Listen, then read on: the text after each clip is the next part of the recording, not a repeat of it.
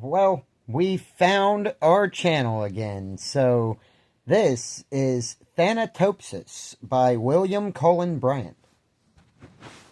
It's a poem.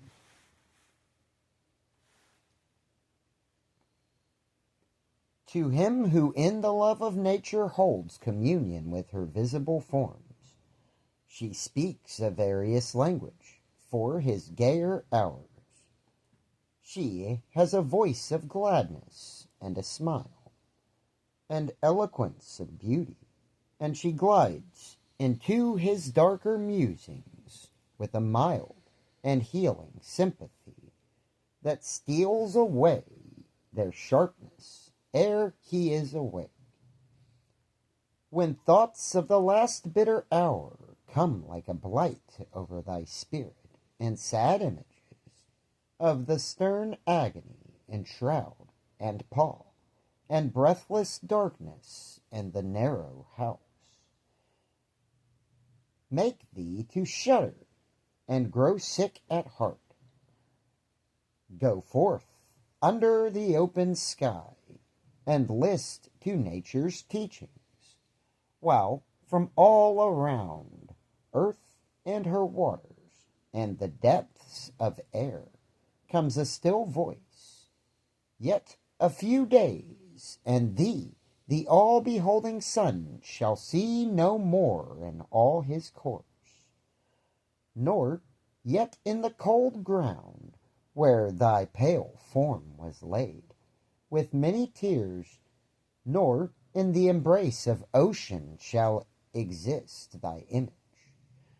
Earth that nourished thee shall claim thy growth, to be resolved to earth again, and lost each human trace, surrendering up thine individual being, shalt thou go, to mix forever with the elements, to be a brother to the insensible rock, and to the sluggish clod, which the rude swain turns with his share, and treads upon.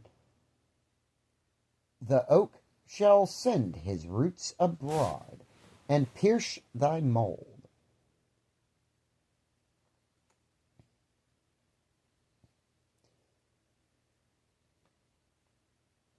Yet not to thine eternal resting place shalt thou retire alone, nor couldst thou wish coat or couch more magnificent. Thou shalt lie down with patriarchs of the infant world, with kings and the powerful of the earth, the wise, the good, fair forms, and hoary seers of ages past, all in one mighty sepulchre.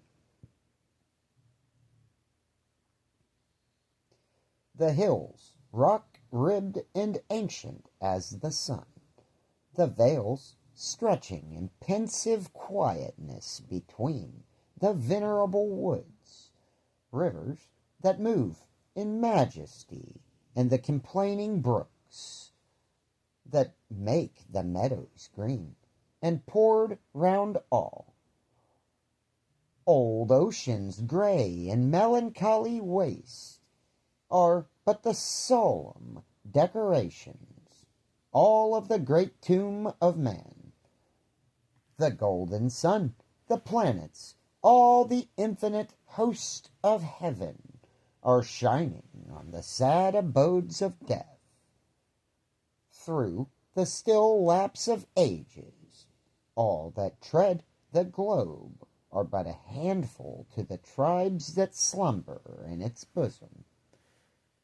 Take the wings of morning, pierce the Brocken wilderness, or lose thyself in the continuous woods, where rolls the Oregon, and hears no sound, save his own dashings.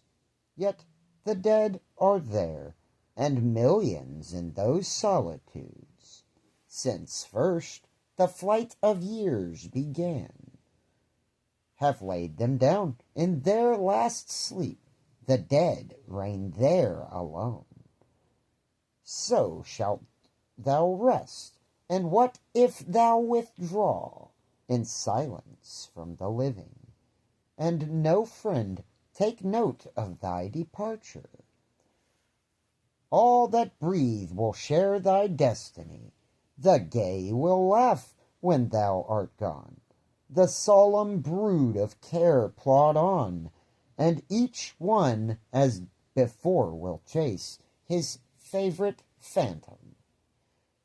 Yet all these shall leave their mirth and their employments, and shall come and make their bed with thee. As the long train of ages glide away, the sons of men, the youth in life's green spring, and he who goes in the full strength of years, matron and maid, the speechless babe, and the gray-headed man, shall one by one be gathered to thy side by those who in their turn shall follow them. So live, that when thy summons comes to join the innumerable caravan which moves to that mysterious realm, where each shall take his chamber in the silent halls of death, thou go not like the quarry slave at night, scourged to his dungeon, but sustained and soothed by an unfaltering trust. Approach thy grave like one who wraps the drapery of his couch about him, and lies down to pleasant dreams. All right. Well, thank you all so much for watching me render this poem useless. Anyway, this is D-Jack's Chronicles. I'm the, most uncommittal narrator on planet Earth, but that's okay. At least I made it to Earth, right?